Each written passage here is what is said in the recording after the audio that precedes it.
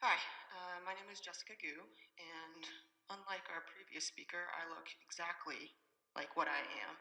I'm a woman, I'm Asian, I'm queer, and I probably spend over half of my time angry. Um, and the biggest minority piece that I feel right now and threatened by is the fact that I'm actually not affiliated with UW at all. Okay. I actually went to school at University of Michigan.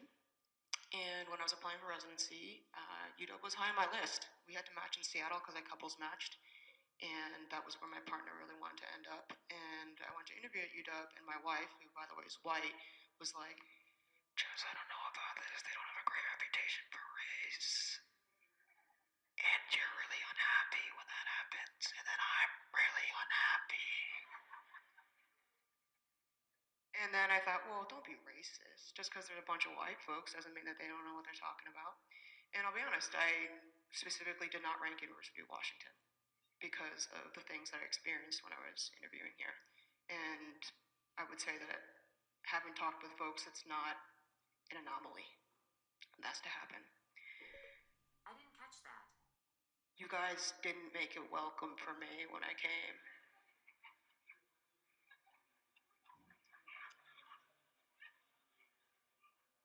I am a doctor, though, because if I tell you that, you'll listen to me more. And one of the things that I think is really interesting is what I'm here to talk about is some success stories. I think we spent a lot of time talking about race. It's a very demoralizing picture. It's very disheartening. And then every time we try to do something, the evidence is like, well, we're not really sure if it made an impact or not. But what I want to tell you the story about is actually my residency and the journey that I've been on. And just to give you some quick facts, the year after I joined my residency, the incoming interns, we have 12 people in our each class, and 2 out of 12 of them were people of color. 3 years later, after some significant overhauling, personal work, residency work, we just matched 8 out of 12 people of color. Okay, and for those of you who think that might be a false dichotomy over the quality of the residents that we accepted, I will tell you that I feel very confident in their ability to be good doctors. In fact, some of the evidence might show they might be better equipped to be good doctors. So I think one of the biggest things is how do we talk about discomfort? Because my residency, when we first showed up and I brought up this issue of race, and it wasn't just me, many people, we were met with many of the same issues that lots of people talk about. Some people were worried that it would be illegal to focus on race. Other people thought it was reverse racism. Other folks felt defensive that, like, why should someone, if I'm a white person, why should another person who's a person of color have a better chance at getting this spot? There are lots of moments of despair. But what I would say is that that discomfort is really important. And it probably isn't surprising that I'm a big race teacher and I'm also a big pimper.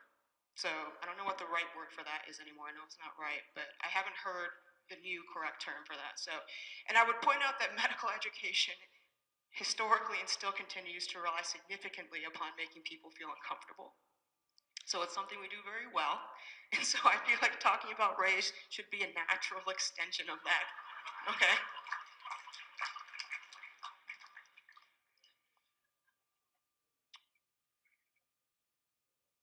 But again, it doesn't come easily. And we've done a lot of work at our residency. So we do a mandatory implicit bias training for all coming interns.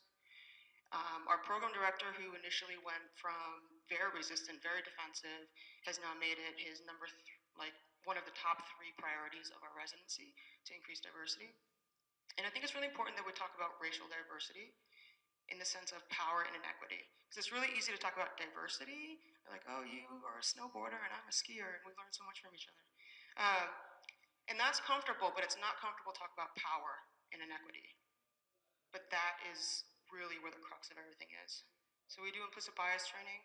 We have a 4-hour mandatory race training every single year where everyone's schedule is blocked, which is nearly a work of God. We have a diversity and race committee for admissions. Faculty are told that they have to complete anti-racism training, and residents and faculty are allowed to use their CME money towards that. We do racist caucusing, meaning white folks, mixed race, and people of color, okay, which are separated groups. And we have a curriculum specifically dedicated to race, both in the context of medicine and in the context outside of medicine. And I'm out of time, but I'm going to say that I've spent many, many years sitting through hearing white folks talk about what they think is important, so I'm just going to keep talking. I will tell you that there was a lot of negative pushback when we first started this program. This is the second year of a formal race education, and we recently did a survey and asked folks what they thought they gained out of the race thing, and I'm just going to give you a few quotes. In terms of the caucusing, which most people find controversial, most people who haven't done it before, a white person said, "I really like having the safe space to share between residents and faculty. We have a great dialogue regarding current events. I appreciate that we are taking on a complicated and uncomfortable topic head on. The discomfort of it all is quite refreshing and much needed. And I think one that was really great is framework for approaching medicine and health in a way I hadn't thought about it previously. It's one of the benefits that they had out of this curriculum.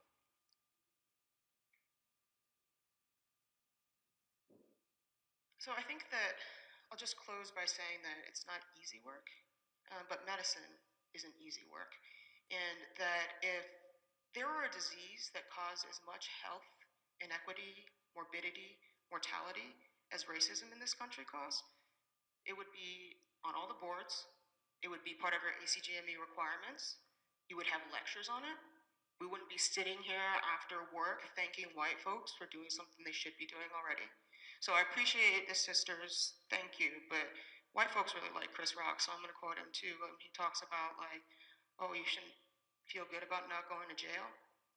You shouldn't feel good about being here tonight because you're supposed to be here tonight, okay? So no cookies.